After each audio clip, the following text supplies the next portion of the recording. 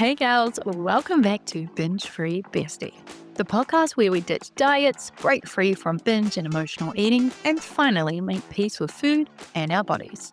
I'm your host, Nick Garbedia. I'm a registered therapist who's been there herself. Binge eating, body shame, the whole exhausting cycle. I know it inside out. But here's the good news.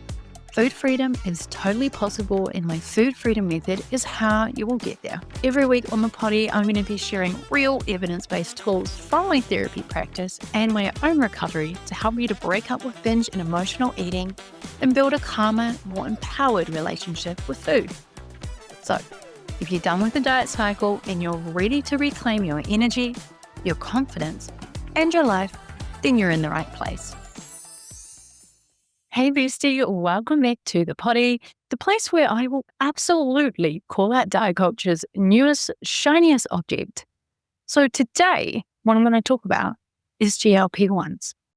Now, before anybody comes for me or feels a little uncomfortable, just pause for a sec because I want to be really clear right from the jump. And that is that this is not going to be a takedown episode, okay? I'm not here to shame anyone who's on these medications, who has tried them or is curious about them, okay? I get it. I totally get it. The relief of no food noise, the relief of losing weight without trying, I understand what that means, okay? I know because I had surgery to try and do the exact same thing. So absolutely no judgment from me, but I am going to give you a bit of real talk. I'm going to have a real chat, gal to gal. So settle in because I think this is a really important conversation to be had. So where do we start? I think the best place to start is just talking about what do GLPs actually do. Because I think a lot of people are starting out on them without fully understanding the mechanisms. And I'm just going to keep this short and to the point. So GLP-1s are those medications, Ozempic, Wegovy, Mounjaro, and they were originally developed to manage type 2 diabetes. And what they do is they mimic a hormone in your body that naturally releases after eating, which then slows your digestion, reduces your appetite, and makes you feel kind of fuller, faster, and for longer. But here's the thing that makes them viral, right? The thing that everybody wants a little bit of something of. And that is the side effect of quiet. That food noise, that constant chitter chatter in your brain about what to eat, what not to eat, hunger cues. So researchers and clinicians started noticing that people on these meds were reporting something that was more significant than even just the weight loss. It was that food noise coming down, that mental chatter. What am I eating? What did I already eat? What should I have? How do I fix what I just did? All of that crap that we know and I was going to say love, but we don't love it, do we? We despise it. All of that kind of stuff just goes away. And if you've lived with that noise and you know what it's like to have 100 browser tabs open in your brain all the time that are just dedicated to food, then you understand why people have loved these injections, right? Why they call it life-changing. Because it is changing their lives. It is a big deal. The relief's real. So I'm not dismissing that, not even one bit. But again, we do need to talk about it because food noise going quiet is not the same as healing because, what's driving that food noise in the first place? According to my food freedom method, there are 3 big root causes behind binge and emotional eating. The very first, and I'll do a quick recap, the very first is that physical restriction piece. So when your body is underfueled and deprived. The next one is mental restriction. So that's all of your food rules, your guilt, the moralization of food, that forbidden food list that kind of lives tucked away in your head. And the last part is your unmet emotional needs and nervous system dysregulation. So using food to cope with stress or emotion or loneliness or overwhelm. And what do we know? A GLP-1 injection It's not touch any of those three things. Yeah, it does suppress your hunger signals, but it cannot make you unlearn years or decades of diet culture. And it can't help you to figure out why a stressful day at work sends you straight to the pantry.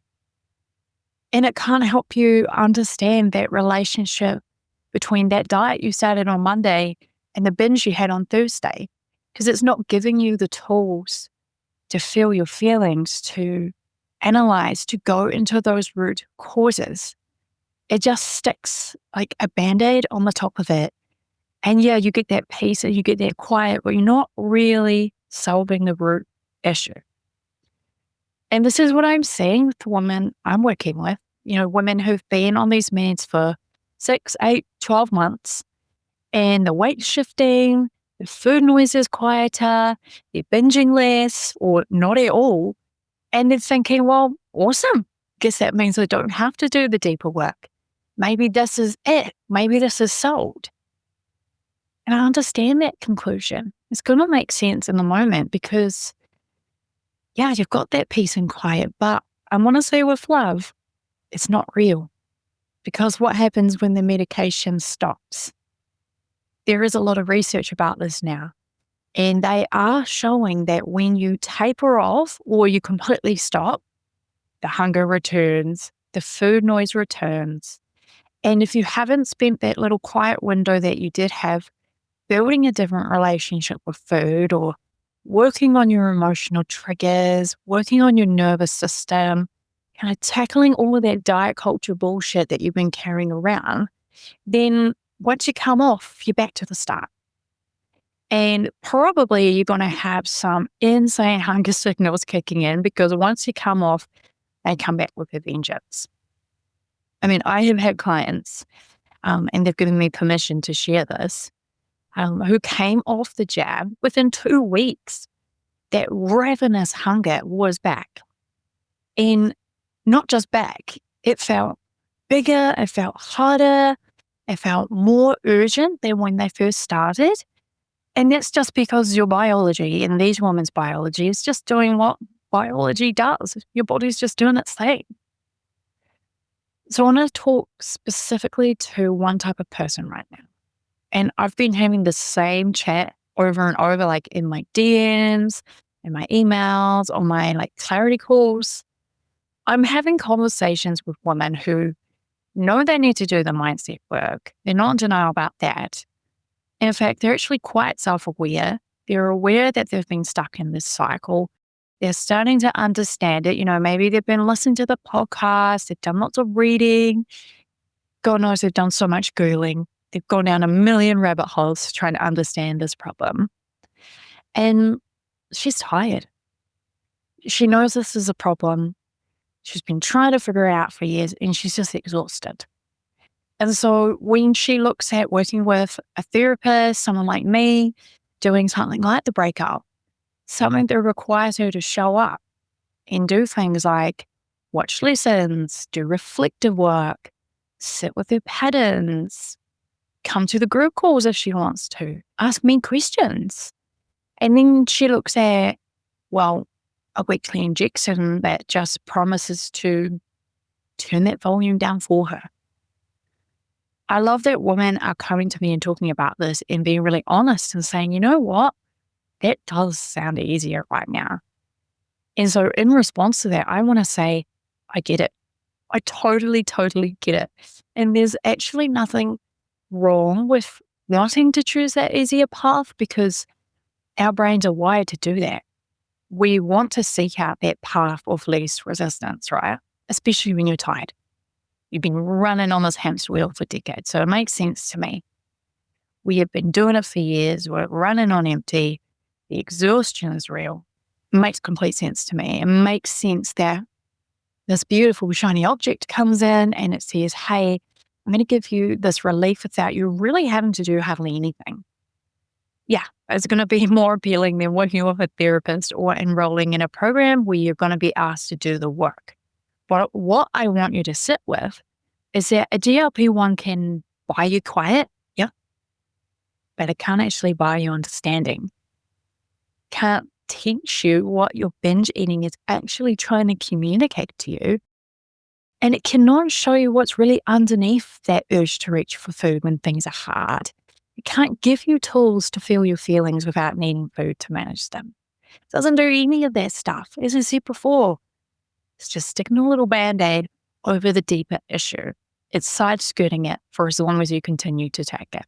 That does break my heart a little because that learning, that discovery process is one of the most profound things. When you can finally understand the way your mind works, recognize your triggers, have a toolkit that you actually use that is yours, when you can actually understand your nervous system and why your body has been doing what it's been doing, and learn to trust yourself, probably for the first time in your life, well, that's bloody awesome, right? And you get to keep that forever.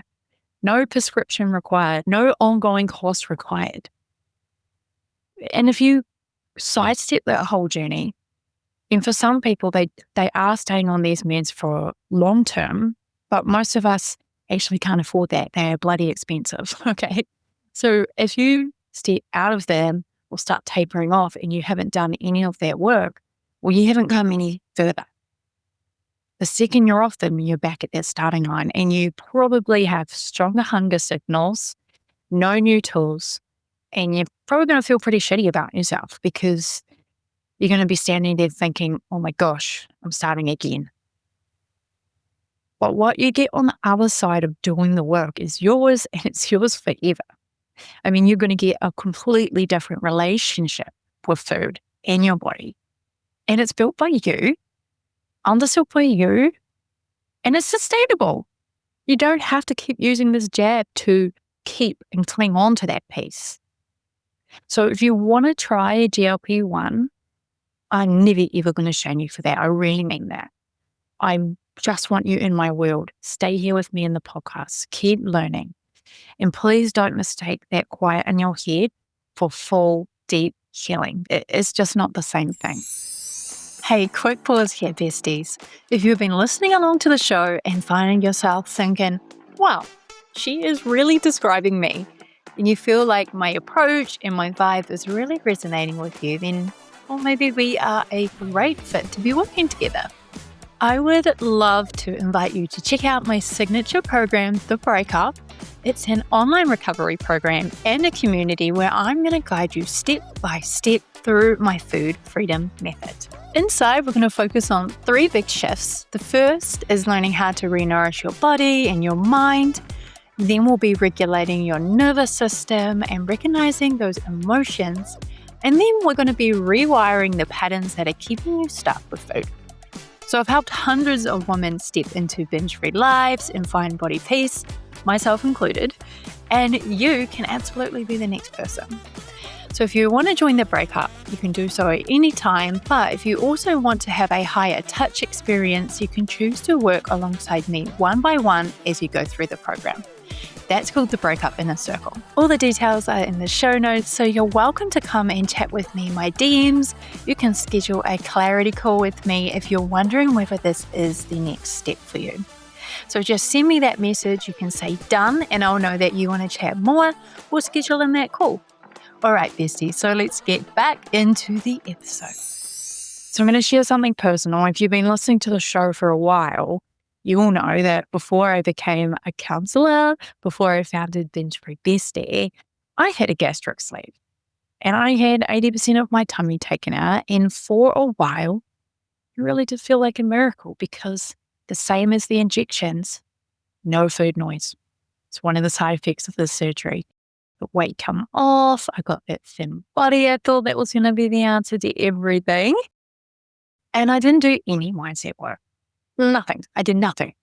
Didn't do any emotional healing. I didn't see a therapist. I didn't talk to anyone about anything. Didn't work on my nervous system.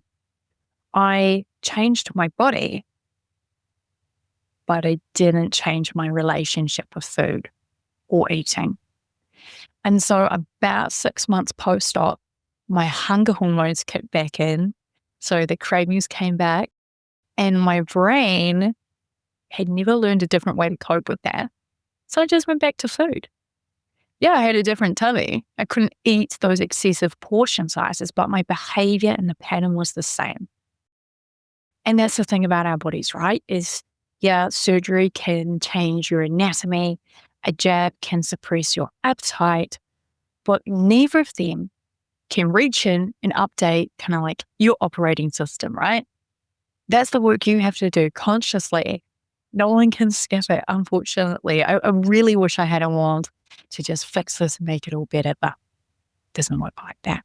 So, the final thing I want to touch on today is something I've been seeing a lot on social media. So, season 4 of The Secret Life of Mormon Wives has just dropped. Don't know if you watch that. I do sometimes.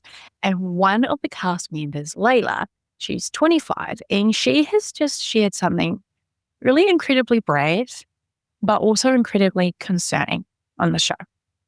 And I'm going to use her story here as a bit of a case study, but not to call her out. I'm going to use it as a cultural mirror for us because what she has experienced is just happening everywhere, not just in Utah, not just in the US, not just on TV. It is happening in our communities. I'm seeing it in my DMs. I'm seeing it in my clinical practice. So later, she has disclosed that she had an eating disorder since high school. So she's been pretty open speaking about anorexia. And on the show, she revealed that she's been using GLP-1s for about a year. And she was very honest and she described the effect of saying, you know, it was a way to make her eating disorder easier. And she used the words that the jab was an unhealthy crutch. Because what the medication did was it silenced those hunger cues her eating disorder brain was already trying to fight against. It didn't create the eating disorder, but she was clear that she'd been struggling with that for years before. It was already there. But it did give the eating disorder a more powerful tool to work with. And she said she knows it's going too far, but she can't stop. And many women I've talked to on these meds had that same feeling of, I can't stop. So Layla shared as well that she's now off those meds and she's in treatment, which is awesome and so, so wonderful. And I have so much respect for anyone who gets to that point of asking for help because it takes so much courage. Again, because that medication was making her feel like she had control and safety. But the bigger issue is that she got this medication from a plastic surgeon, not from a doctor, not from a specialist. And she just walked in. They didn't screen her for an eating disorder. They didn't do any sort of mental health assessment. And there was no conversation about her history. And of course, every country has different ways of screening people when accessing these meds. I am based in New Zealand and it is a little bit more tight on who can access them. But please, again, another thing to think about if you are considering them, if you have a history of restrictive eating, body dysmorphia, disordered eating, then please consider what this medication may do and just talk to a health professional first, okay? And I'm not blaming any of these people, not blaming Layla, I'm not blaming anyone who's considering these meds. I'm not blaming anyone for a second because diet culture has spent your whole life telling you that your body is the problem. And then if someone comes along and offers you something that finally makes the noise stop, then of course you're going to take it or be tempted to. That is just very, very human. It's an understandable response. But again, these jabs don't heal eating disorders either. I thought that my surgery would heal my binge eating disorder. It didn't. So the conversations I'm having are similar to kind of Layla's experience. And I hear a lot women saying, I'm willing to spend $500 a month on the jab, but I'm actually scared to invest anything in therapy. Or they'll say, hey, I had bariatric surgery or weight loss surgery a few years ago, and I didn't do any of the mindset work or the therapeutic work, and I'm back to day dot. I'm thinking about that jab. And I'm not saying this to make anyone feel bad. I'm saying it because, well, I did the exact same thing. I did the same thing. I chose surgery over the therapy work. I chose what I thought would be a fast pass And so I just really understand why people are doing this. I mean, as well, you're not stupid.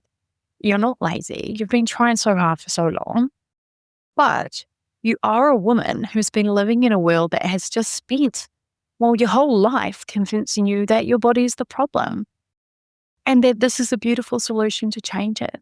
So yeah, you're going to reach for those tools and it's going to feel not quite as appealing as investing that same money into a program like the Breakup or a therapist or a dietitian, anything like that. But what I know to be true is that the restriction, physical, medical, or mental, will always lead back to the hunger. And if we haven't done the work on why we eat the way we do, what we're trying to do, what we're trying to control, what we're trying to feel or not feel, then the hunger coming back is going to feel actually really overwhelming. So if you are on a GLP-1 right now, I'm not telling you to come off it. That's a conversation for you and your doctor or your health team. But what I'm saying is, if you are on them, don't waste that quiet. Use that window, do the work. Because the medication or a bariatric surgery can give you breathing room, but it cannot give you food freedom. And I want you to know that if you've just come off the medication and the food noise is starting to come back a little louder than ever, then this is, as you well know now, it's not a sign you're broken. You're not doing anything wrong. Your body is just responding exactly how it's designed to, but it's also a sign that this is the moment, right now.